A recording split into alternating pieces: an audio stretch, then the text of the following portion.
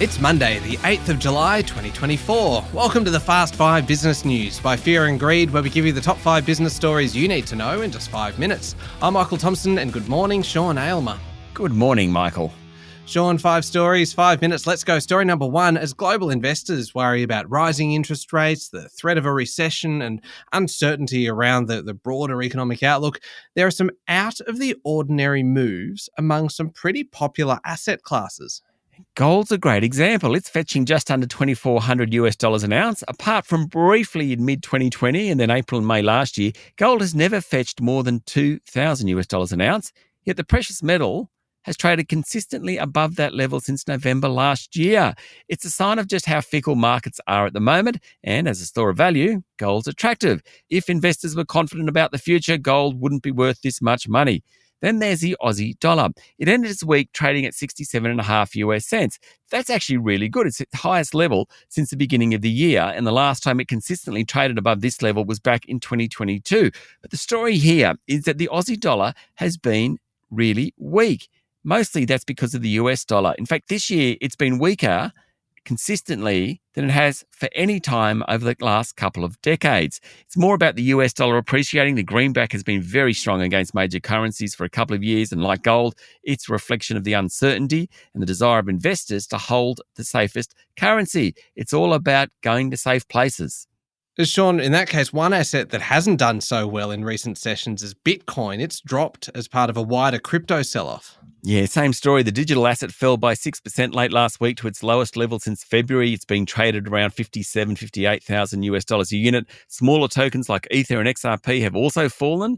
Mostly they've fallen actually by more than Bitcoin. Bunch of things going on there. The surge in demand for US Bitcoin exchange-traded funds has waned somewhat. There are reports that governments are disposing of tokens. Also, there's the US political situation. And not helping, the administrators of the failed Mt. Gox exchange are returning a hoard of Bitcoin to creditors.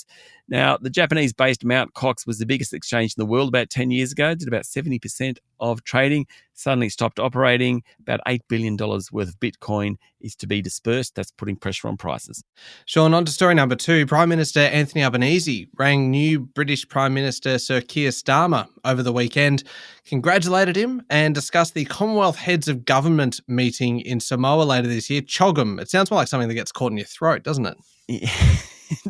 It does. According to a Downing Street spokesperson, Sir Keir also said he hoped to build on the already strong AUKUS partnership between Australia, the UK and the US, and the two leaders agreed to stay in close touch. Our Prime Minister, using X, said the two had a lot of work to do together to grow economies, advance AUKUS and seize the opportunities of the global clean energy transformation.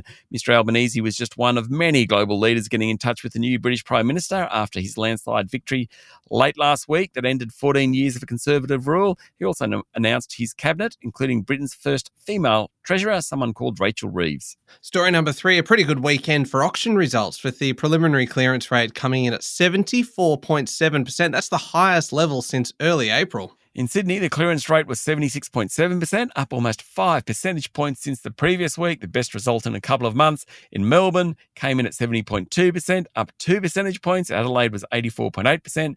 Brisbane, 78.9%, which was very good for that market. Canberra was the only major city to record a drop in the clearance rate, down to 64.3%.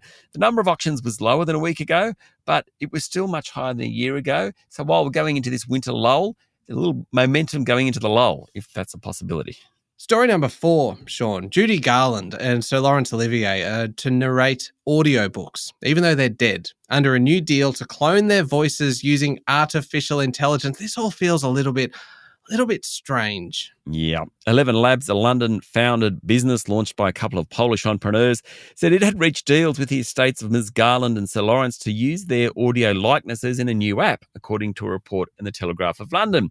The late actors will lend their voices to 11 Labs' Reader app, which users will be able to pick celebrities to read their favourite novels, a product it's called Iconic Voices.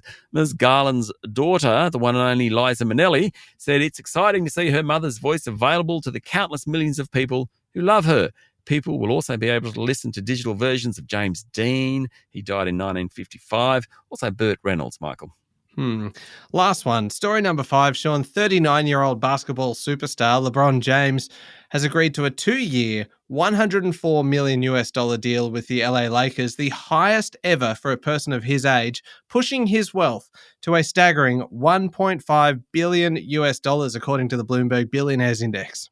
The contract confirms that James will realise a long-held goal of playing with his son, Bronny James Jr., the 19-year-old who was drafted by the Lakers last week and reportedly agreed to a 4-year, $7.9 million contract. The senior James, who's entering his 22nd season in the NBA, holds the league's all-time scoring record and averaged 25.7 points per game last year, putting him in the top 15 players in the league. According to Bloomberg, he's the wealthiest of the current crop of players. But he ain't no Michael Jordan, well, at least in terms of wealth. His wealth is estimated at more than $4 billion after last year selling his stake in the Charlotte Hornets. Yeah, it's an amazing story, that one. There we go. The top 5 business stories in 5 minutes. Thank you, Sean. Thank you, Michael. It's Monday, the 8th of July, 2024. Remember to hit follow on the podcast. And if 5 minutes isn't enough, you can find our longer daily show called Fear and Greed, wherever you listen to podcasts. That also comes with a bunch of interviews and things. Today's interview is a great one for investors. 5 stocks to think about as part of your investment portfolio. Don't miss it. I'm Michael Thompson, and that was the Fast 5 Business News by Fear and Greed. Have a great day.